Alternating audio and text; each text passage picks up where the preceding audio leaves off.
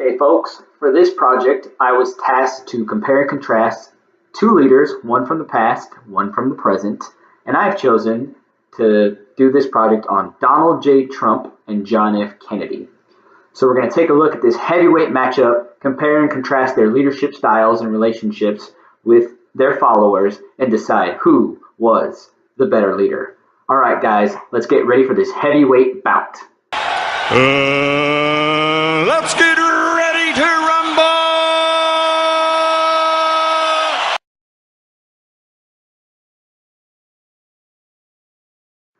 Okay, folks, the bout's about to begin.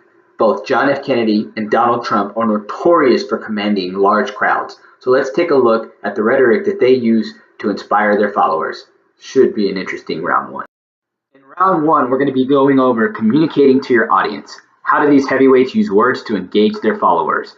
You have the Democratic leader that was JFK and the authoritative leader that is Donald Trump. So let's hear from them. And so, my fellow Americans, ask not what your country can do for you, ask what you can do for your country.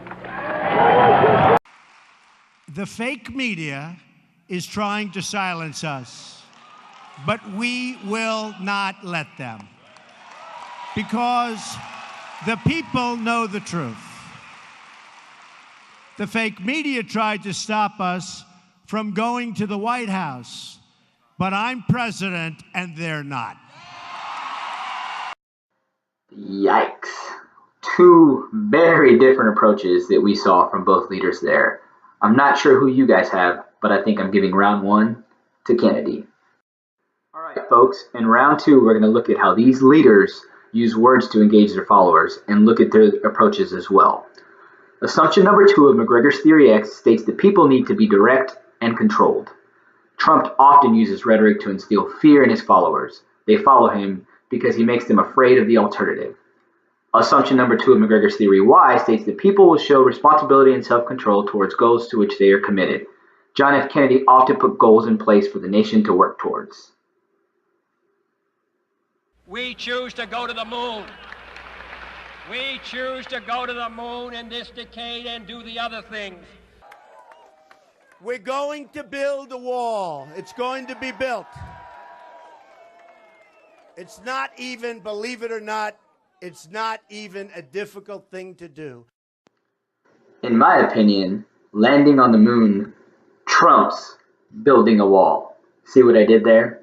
Seriously though, Trump did have a lot of followers who agreed with him on his immigration reform and were actually in favor of building a wall. So because of that, we're going to be unbiased and say that round number 2 is a draw. There are many ways to define leadership. One of those is to look at leadership as a relationship. It's another way to think about leadership and looks at the relationship between leaders and followers. This outlook suggests a leader's relationship with his followers is extremely important.